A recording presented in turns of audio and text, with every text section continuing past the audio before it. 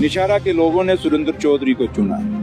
अब सुरेंद्र चौधरी ने क्या करना है, कैसे करना है, लोगों ने अपना फैसला दिया है। मैं गलत होऊंगा, मैं सही होऊंगा, वो जम्मू कश्मीर के लोग फैसला करेंगे मेरे बारे में। और लेकिन सही फैसला जो करेगा वो निशारा की पब्लिक करेगी। इसलिए जो बंदा, हाँ कोई और बीजेपी का अगर कोई लीडर कहता है तो चलो मैं उस पर कोई जवाब देता, लेकिन जिसकी बात आप कर रहे हैं, जिसका जिक्र कर रहे हैं, मैं उसको कभी सीरियस लेता भी नहीं, ना मुझे ज़रूरत है। अगर वो इतना बड़े ओहदे पे बैठ के भी निशारा के लोगों का काम नहीं कर सका, उसको बोलिए थोड़े काम, आज निशारा में मैं काम करने की कोशिश कर रहा हूँ तो वो उनको रुकाने की कोशिश कर रहा है। उसका एक भाई है वो रुकाने की कोशिश करता है। वो रोज़ आपने देखा असेंबली में भी जो कुछ करवाया गया उसी के थ्रू करवाया गया। और क्या अगर काम करवाना जुल्म है तो फिर ये जुल्म मैं बार बार करूँगा।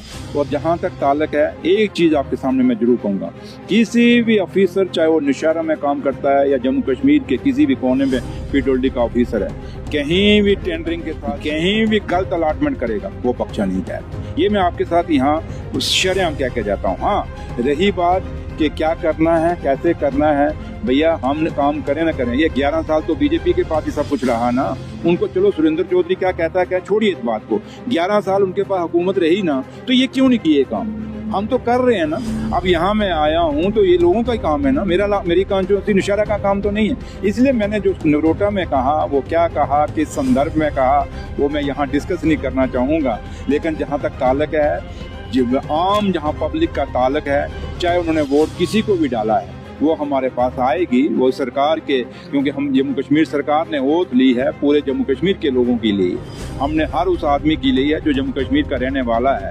अब तो बाहर के भी बीजेपी ने काफ़ी बसा दिए हैं जम्मू कश्मीर में, लेकिन वो जो बाहर के यहाँ बसे हैं वो तो बात की बात है। लेकिन जो इस महाराजा की रियासत के लोग हैं, जो शेर कश्मीर की रियासत के लोग हैं, उनके हम पूरे काम करेंगे। वो हमारे पास खुल के आएँ, खुल के आएँ। रही जहाँ तक जो बात आप बीजेपी MLA की कह रहे हैं, वो क्या करना क्या नहीं करना, वो आप उनका भी, उनकी अपनी आइडियोलॉजी है, हमारी अपनी आइडियोलॉजी है, सोच विचार करके काम करेंगे। आखिरी सवाल सर, नगरोटा मैंने कहा आपको कि मैंने आपको उस समय भी कहा, आज भी कहता हूं कि नगरोटा की और बडगाम दोनों सीटें हम जीतेंगे।